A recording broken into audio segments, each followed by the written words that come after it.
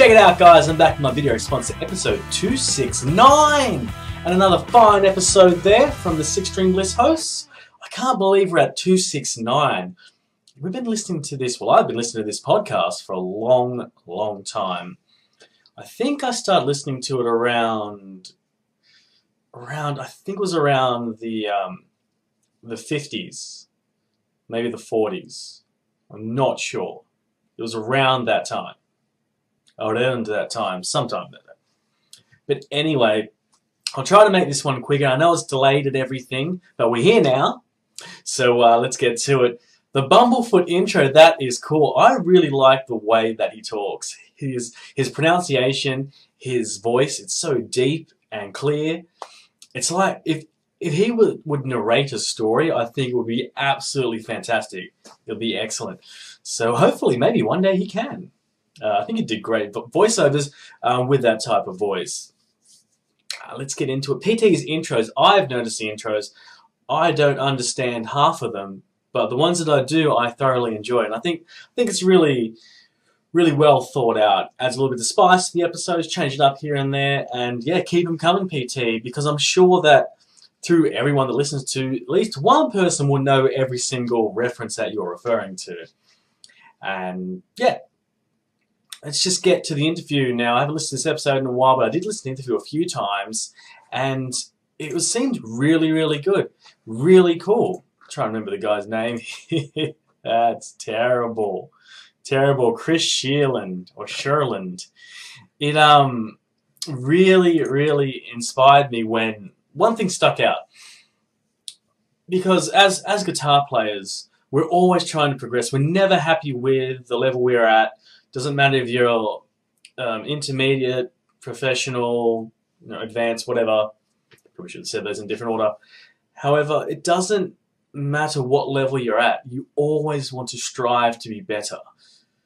And I really like what Chris was saying in regards to don't go out there and try to learn everything. Exhaust the skills that you have and then maybe move on. I think that's some really good advice. Really good advice. Not only does it make a little bit, in one sense, it makes it easier for you because you're not going out there filling your brain with all these different techniques, different licks and everything for different styles, It's not doing that. It's getting a small box and exhausting that. Every variation you can think of. And I really think that's what's making better musicians. If you get an idea and you only play with those notes, you only use that in particular small part of that scale, and you really push yourself to become creative with that. I think that's what makes a really good songwriter. That's what makes a really good musician. If that's what you want to do, because everyone's different. Some people are just happy strumming a few chords and they don't know anything about music, and that's fantastic for them. And some people really want to strive and want to know theory, in and out, back and forth. They want to know everything, and that's great for them too. But I really like how he said, stay in the box. It's kind of like, there are a lot of, I've had a few, let's talk about guitar teachers again, but anyway, a few people saying don't stay inside the pentatonic box, the typical shape that everybody learns. A minor, pentatonic, don't stay inside the box. But in another sense, yes, stay inside the box and exhaust all of those options. Really dig deep with all the options that you have and then move on. I think you'll get a lot more out of your playing as well. So you're not really focused on spreading it right over the fretboard. Now, I would personally love to be able to do that. I can't. I don't really know a great deal about theory, much at all. I wish I did, but it's confusing. So I still get confused when I look at the fretboard. I still get confused. I still can't memorize the notes. It's one thing I've always wanted to do, memorize the notes. I actually found a cool lesson. Maybe I'll post up on the forum one day when I find it again. It was a really interesting way of memorizing all the notes on the fretboard, providing you choose standard tuning or in that sequence of standard tuning. So it had shapes where you can just move the shape around to different fret positions and then you would know all the notes. It's amazing. Really cool lesson. But I think it was really great. And the way he talked about music as well, the way he talked about the stories of how he was just playing sort of, you know, songs and this and that, and he didn't really know what he was doing, and then played in a band with a keyboard player or rehearsal who said to him, "Dude, you suck." And as harsh as that is, it's a wake-up call that maybe a lot of people need, including myself, because if someone doesn't tell you that you suck, sometimes you don't think you do, and you're not going to force yourself to go further and progress. So yeah, I think what he was saying is really, really cool. It'd be an interesting book. Maybe I'll pick it up one day, but I do not read. I do not like to read books. Last time I read that book, Daniel's Guitar Chronicles, whoa, not for me. Anyway, that's cool. I'll leave it at that because I'll just ramble on with my words again. Let's go to Gary Hoey. Gary Hoey. I think Gary Hoey talks funny and it annoys me. But that's about it. It is the longest SixStringBliss beef. And Pipes, yeah, you tech for the guy. You asked him for an interview. He said yes. What happened? What happened? People get busy, this and that, but you did work for the dude. And I don't know if there are any other personal issues out there. However, I'm on the side of SixStringBliss. If I see Gary Hoey walking down the street, I'll... no, I'm just kidding. He'd probably kick my ass. He seems kind of buff. But, skinny, sort of junky buff. But anyway, yeah, I actually think Gary Hoey is a pretty good guitar player. A phenomenal guitar player and everything like that. So let's hope you can land an interview. Because I would really like to hear Pipes put him on the spot. I think that would be just a real entertaining start to the interview. And I'm wondering if he will actually stay and continue with the interview, because that will show the type of character the person is. If they say, oh, you know, this happened, I apologize, we're here now, let's move past that, let's have a good interview now. That's someone you can look up to where he's like, you know, screw you. Why are you doing this to me? I'm a celebrity. Well, I'm talking to you guys. This interview's over. That's how you'll know if Gary Hoey really is a douchebag or not. That is how you will know. But yeah, I am looking forward to that, so please try to make it happen. What is next here? There's not a lot of great deal to talk about, which is good, because you guys are probably wondering why I talk so much. I'm going to try to keep this one, what can I say, short or thereabouts. The what are they called? I thought they were called Star Picks too, but they're not. They're called the Everly Star Pick. The Everly Star Pick. I remember Larry Smith, Laughing Larry, posted something on the forum once about them, and I thought it was a fantastic idea. I went to find some. I don't really like ordering things off the internet too much. It takes a long time to get here. And I went to a few music stores, they didn't have any.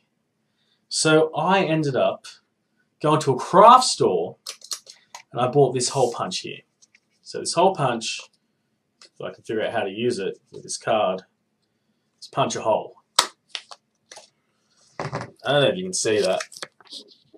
It's the shape of a star.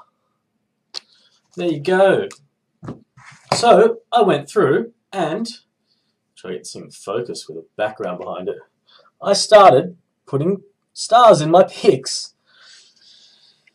Yes, star puncher. Not what everybody else is thinking. Star punchers. That's what you like, that's what you like. So I started doing that, and unfortunately this thing's so flimsy that the punch isn't very sharp and the handle started to bend. But I got through a few of them, and yeah, it actually does make a difference. I used to just get a regular hole punch and punch through the middle of picks just for a little bit more grip.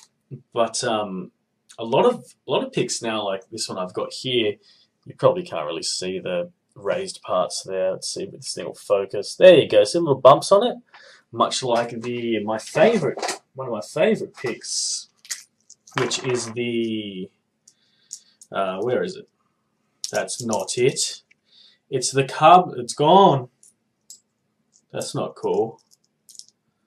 Larry sent me that from the States. Larry Ashbrook. but like these, the carbon fiber, not carbon fiber. That's what I lost. The Jazz 3 grip, whatever they're called. Max grip. Max grip. I like Jazz 3s, and these things don't slip out of your hand. They're great. Great picks. But yeah, oh, there it is. Found my carbon fiber one. So I think it's a really cool idea. I'll try to get my hands on some star picks to try one day. Might go on the website and see if they make any Jazz 3 size or something really pointy. I really like pointy picks, which I don't know why. It's got more control, play a little faster, a little cleaner as well, and it sort of forces your hand to be a bit more accurate, your picking hand, which I really like. But I'm glad you brought that up, Pipes, because I will check some out. And I want to talk about, yes, I want to give Ashbrook Music a bit of a plug as well. I've been lucky enough to be an interviewee on that show, and I really like what Larry does. It's a different take on a podcast. He's got some good questions, he's prepared, and he's doing a really good show. He is also doing, I think, some pretty cool production, and he's really starting to like, it sounds a lot more. I don't mean to, I'm not putting the guy down or anything, because I think he's doing a fantastic job, but compared to the first episodes to what he's doing now, it just sounds so clear, and it's a real joy to listen to. Like, you know, so thank you, Larry, for making these podcasts. You do, they're really enjoyable. The last thing, the song. Oh my goodness, PT. I wish I had the talent to write music just like that. I thought it was really cool. I have been checking out a couple of posts here and there of the SixStringBliss people going back to school on Google+, and it seems pretty cool. Everyone's out there making videos, which I love. And the fact that you could just write a song like that is just amazing. And it explains a lot of the topic. So cool stuff, guys. Well, anyway, I'm going to get out of here. Oh, here's a trick, because I remember I saw this once and I've never seen it again. If you hold two picks sometimes, you get a sort of Forks, F-A-U-X, people, acoustic sort of sound of a 12-string. Not really, but if you do it like that and you hold them, sometimes it's cool. I guess you could glue them together. Anyway, guys, thanks again for the fantastic podcast. Sorry this is a bit all over the place and doesn't make any sense, but anyway, we're here, and the next video response I do for the next show will be much better. But guys, thanks again, and I'll catch you later.